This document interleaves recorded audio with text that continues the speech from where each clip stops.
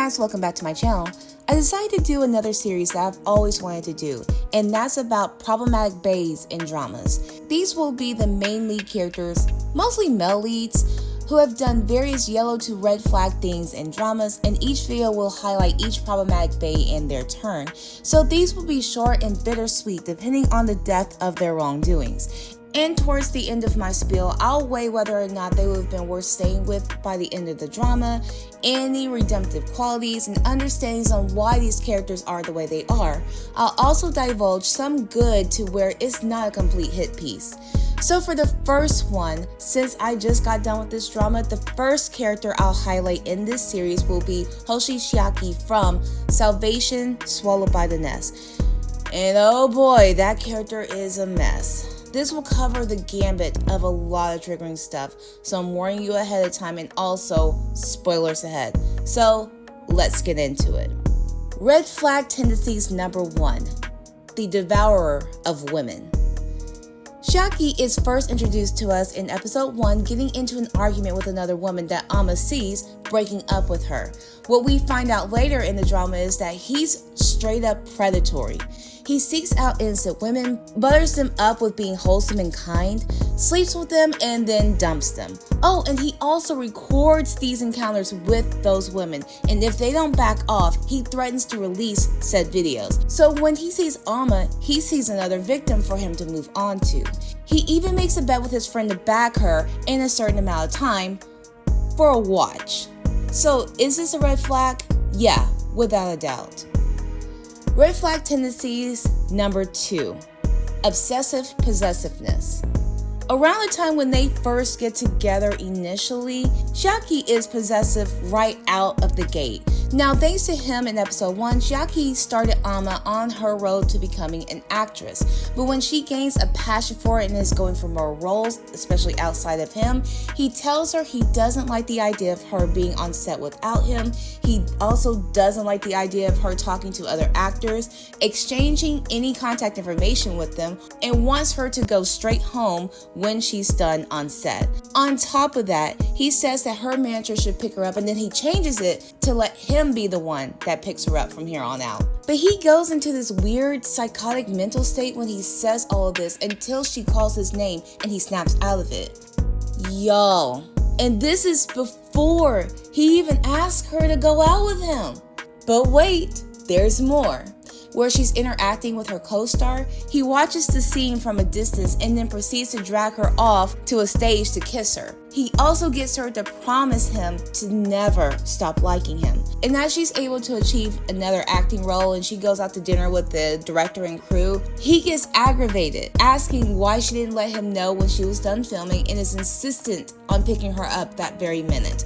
And speaking of this drama, she had read for the original lead part in this drama, and it's a little spicier than usual, and so when he was reading the script, he could not handle the idea of her doing such a salacious act with anyone else. So he decides to go ahead and call the director and advises him that Amma wouldn't be the best choice because she can't do love scenes. Chiaki never tells her what he did, and in fact, before he did this, he told her that he hopes that she gets the part, which she didn't get. All because of him, if she was still going to be considered for the part, because it was still an ongoing processing, but he made sure that she was out of the running for it. Oh, and don't even get me started about his suggestion that they do location sharing. More for his benefit than for her. And there's this whole cycle of certain idolations around her of if he can't be with her, ... making her promise to always be with him and never leave him. A whole slew of problematic stuff that if I list out everything he said in this drama, we'd be here all day. But trust me, he's off the deep end. So, red flag? Yes, big enough to cover most of Japan, if not all of it. Red flag tendencies number 3, the act. The previous act from number 2 drives into this one, but let me set up the scene to this building point because his possessiveness over her spirals out of control when he finds out that the love interest in her drama was someone she had previously had feelings for in high school. Now, Chiaki knew about this leading up to him asking her out, but it was never confirmed who this previous crush was. This is the second male lead of our drama, Kairi. Kairi is also friends with Chiaki, so it makes this situation even more complicated, especially when Chiaki encourages Kairi to make amends with this girl from Kairi's past that he runs into, unaware that it's Amma. So when Chiaki asks her about who all her co-stars are in this drama that she's in, especially her love interest in this one, Amma keeps it vague, saying things like, "He's nice, but I don't think you know him." Uh-oh. So Kairi, back in school, tried to do an act with her, but stopped before things got too far. Now that he's reunited with Amma again, and he has always felt remorseful for what he did. And Amma never told Chiaki about the full details of what happened, only that this person hurt her. So Kairi, while Chiaki was visiting the set, reveals that the girl he was trying to make amends with is his co-star. So with the quick math, Chiaki now knows that Kairi was the dude who originally hurt her, and proceeds to throw hands. But after Amma got him to back off and got him back to his apartment to cool down, Chiaki proceeds to do almost the exact same thing Kairi did years ago. Fortunately, it doesn't go any further either, but it changes their relationship. And honestly, my opinion of Chiaki as a character at this point in the drama. Other stuff did leading up to this point, but this one was the final nail in the coffin for me. So red flag, do you even have to question? Red flag tendencies number 4, desire to off people. So Chiaki has some oogie tendencies of wanting to off people like Amma and Kairi.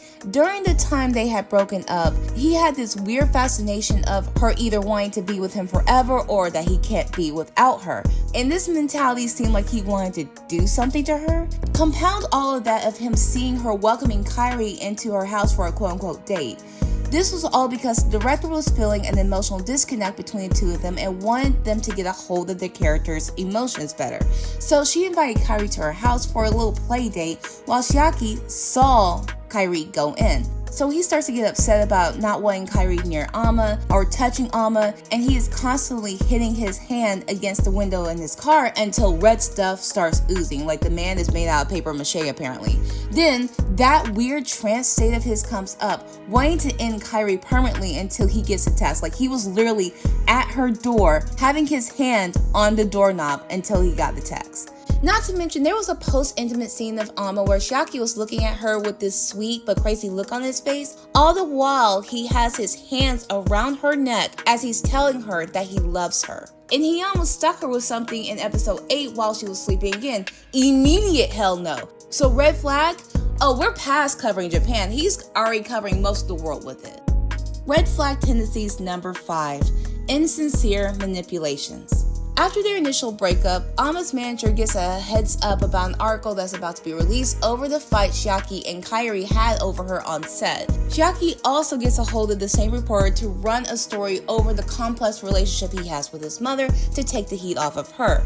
Amma goes back to him after this, proclaiming her love to him, and ends up doing the do with him. We also find out that this actress friend of his that shows up about midway through the drama is the one who suggested Chiaki to do an article swap to take the fall so that Amma would feel guilty and eventually take him back. And it works like a charm, which is why he's so gleeful after they sleep together, because she's right where he wants her. Red flag? Even if he was guided by his friend, he still went through with it happily, so yeah, insert red flag here. So, even with these red flags, was there any room for redemption? With the short run of the drama, honestly, no.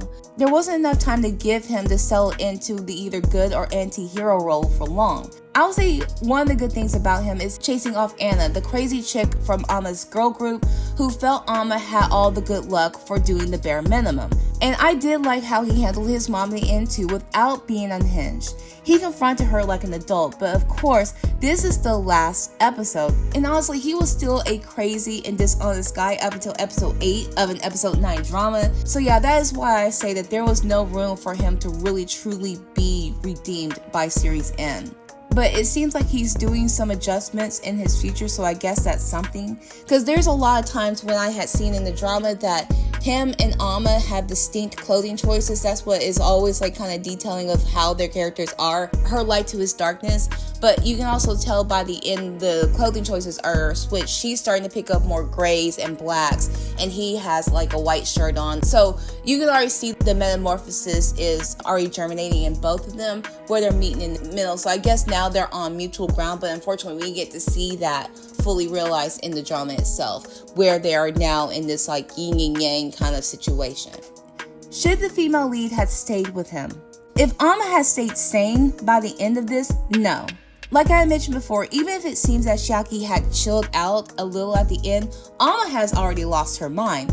I think the last role we see her in confronting his mother honestly broke her brain. Now it seems they're a match made in hell or purgatory. But if it was up to me, I would have never gone back to him. Double goes for the second male lead too. Motives behind the male lead's actions. Chiaki has a complex regarding his mother. His mother has always put him down, telling him he's just like his father, pulling pointing objects at him, holding him by his hair, slapping him, etc. All the while demanding money from this boy. Also, it doesn't help that this is the same actress who played Shun's mother in The Revenge Lover, who was also trifling in that one too. No offense to the actress, but it just seems like she's great at playing terrible mothers. Because of his mistreatment by her, he decides to be a serial user and discarder of women. Now, how his mom treated him was abominable. I'm not excusing that behavior towards him. Still, that's not a carte blanche for him to go ahead and just act all kinds of ways with other women too.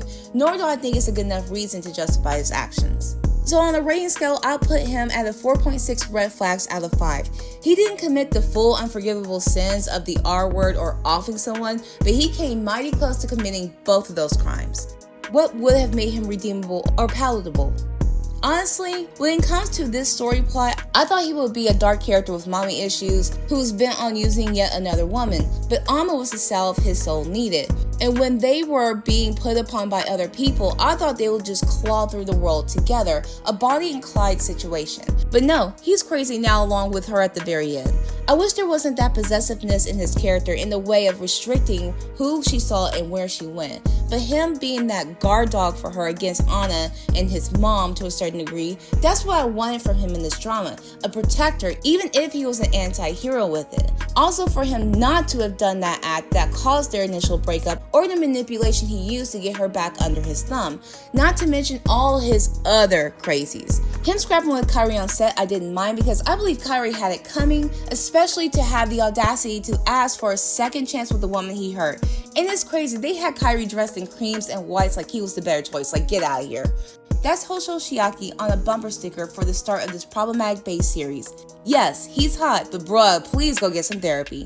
Chiaki so far is one of the worst I've seen, so others that will come in this series won't be this severe, but look forward to exploring more. Also, let me know if you would like the polar opposite for some green flag protagonists. They do exist in dramas, and I'd consider them green flags if they do majority good things, even if they may have a yellow or red flag for some minor infractions in comparison. Anyway, like and subscribe, stay a while. Let me know what your thoughts are on Chiaki, this problematic Baes series, or this drama if you've seen it already. I already let you know mine, but hey, it's just a thought.